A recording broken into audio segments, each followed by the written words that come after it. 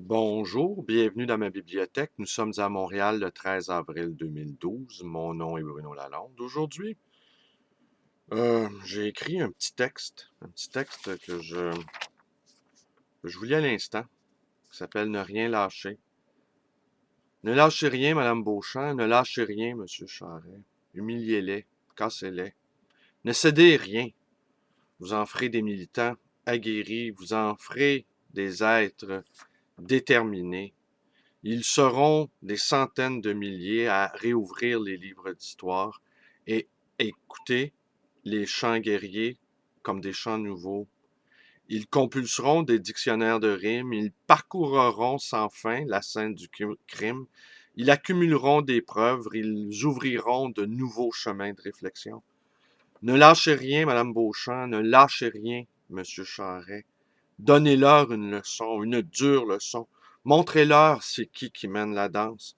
Vous en ferez des êtres lucides, pleins de rage contenue et de froide détermination, des philosophes, des poètes, des prophètes. Toute une nouvelle génération, les yeux ouverts, la langue brûlante. Ils passeront leur veille à relire Miron, Leclerc, Langevin, peut-être Marx même. Ne lâchez rien, Madame Beauchamp, ne lâchez rien, Monsieur Charret. Vous vous êtes toujours couché, Madame et Monsieur, devant les forces occultes de l'argent et le vrai pouvoir de la finance, vous, les petits caniches de Paul Desmarais. Vous avez ici une belle occasion de vous racheter, de montrer que vous n'êtes pas que des larbins. Vous avez une belle occasion, montrez-leur que vous pouvez être fort, enfin. Évidemment, tout ça, c'est de l'ironie. Mais c'est vrai de toute façon. Je pense que la dureté idéologique dont fait preuve ce gouvernement va engendrer une nouvelle génération, probablement beaucoup plus lucide que les générations qui ont précédé et qui, eux, ont fini parfois par obtenir gain de cause. Quant à M. Charest, eh bien, étonnamment, pour son bien, celui de sa famille, je lui conseille de démissionner. Il va avoir 54 ans, le 24 juin prochain. Depuis 9 ans déjà qu'il tient la porte du buffet, où les amis du régime vont faire du service public, quelques années, 3, 4, 5 ans, un mandat, des fois un demi-mandat. Et après ça, se font engager dans des firmes, dans des cabinets d'avocats, et font dans certains cas 1 million de dollars par année. Alors, voici déjà 9 ans, Monsieur Charest, que vous êtes le doorman de ce buffet ouvert. N'attendez pas qu'il ne reste plus rien dans le buffet pour aller, à votre tour, remplir votre cabaret. D'aller à votre tour vous enrichir. Après tout ce que vous avez fait pour vos amis, vous le méritez bien. Votre famille le mérite également. Je suis certain, contrairement à ce que beaucoup de gens pensent, que vous n'êtes pas riche, qu'il n'y a pas beaucoup d'argent dans votre compte de banque. Une famille nombreuse, une maison à Westmount, un certain train de vie, tout ça coûte de l'argent. Et déjà, ça fait plus de 20 ans que vous faites de la politique active. Je me demande même si c'est pas 25, 30 ans. Vous n'avez pas eu l'occasion de vous en mettre plein les poches, comme tous vos amis, qui évidemment vous aiment beaucoup, parce que vous avez contribué à les enrichir. Mais je pense que le temps est venu pour vous de vous enrichir et d'enrichir les membres de votre famille. Alors, pour votre bien personnel et ceux de vos proches, allez travailler dans une firme d'avocats qui va vous engager sans doute à 1 million de dollars par année. Vous allez avoir 54 ans le 24 juin prochain. Il vous reste peut-être une douzaine d'années pour pouvoir enfin penser à vos vieux jours, vivre confortablement, pouvoir sans honte aller prendre un café avec Mme Jérôme Forget ou Mme Normando ou M. Couillard ou Reed. Hein? On se souvient de Reed. Tous ces gens-là, monsieur, ont infiniment plus d'argent que vous. Cessez d'être un larbin et pensez à vous un peu. Là. Puis, même pensez un peu à nous. On vous a assez vu. Peut-être d'autres escrocs vont... Enfin, vous n'êtes pas un escroc, je m'excuse d'avoir dit ça. Peut-être d'autres gens intéressés, voilà, intéressés, c'est le mot, vont prendre votre place et que ça ne changera pas grand-chose. Mais pour nous, ça va changer le mal de place. Voilà. Est-ce que je m'arrête là aujourd'hui? J'avais envie de vous lire Louise Michel. Louise Michel, l'anarchiste.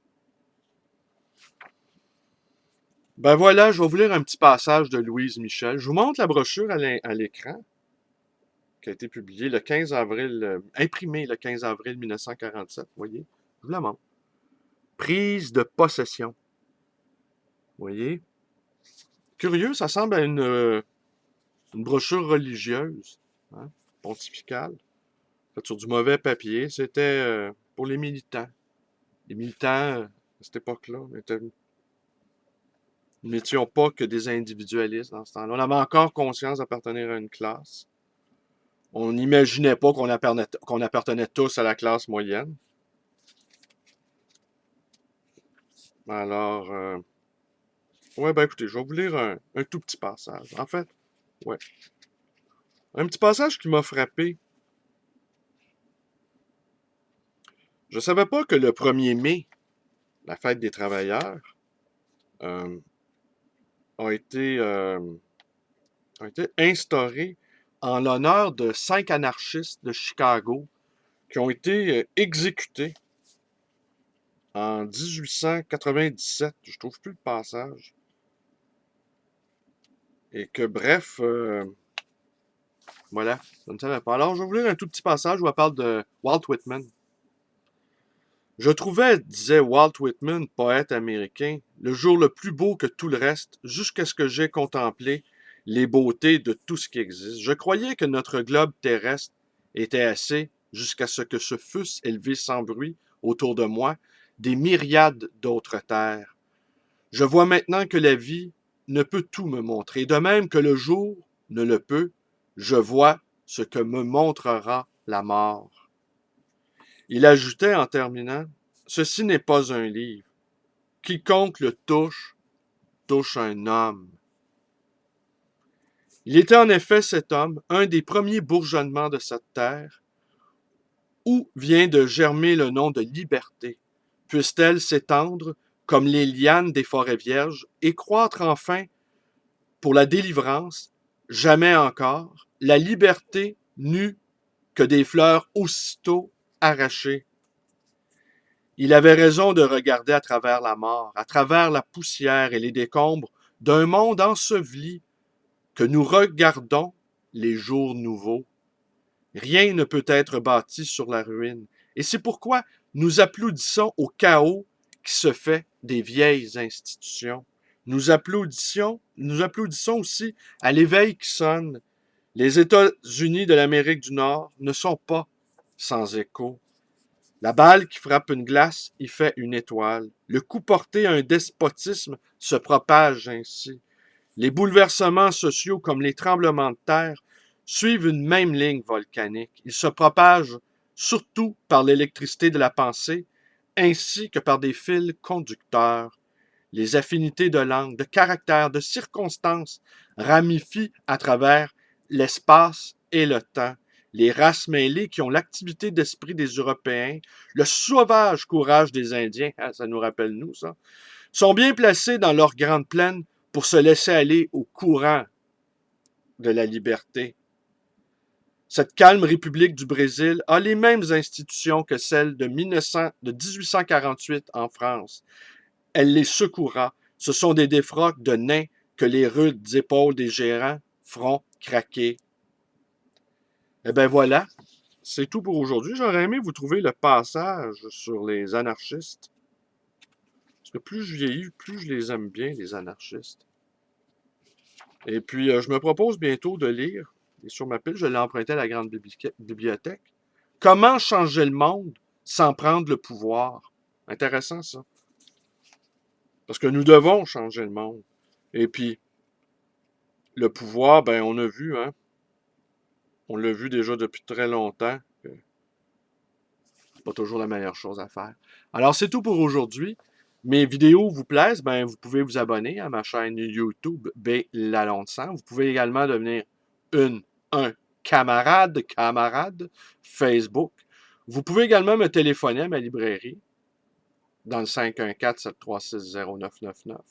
Et vous pouvez également me rendre visite à cette librairie, le Livre Voyageur, librairie d'occasion, située dans le quartier Côte-des-Neiges, librairie qui est quasi désertée depuis 2 mois par les étudiants qui font le dur apprentissage de la réalité du pouvoir. Je pense que c'est la première génération qui va être humiliée de cette façon. Alors, ça promet, ça va en faire des militants redoutables, M. Charest. Ben, je vous remercie pour ça. Je vous remercie d'assurer ainsi la relève de notre intelligence collective. Allez, au revoir.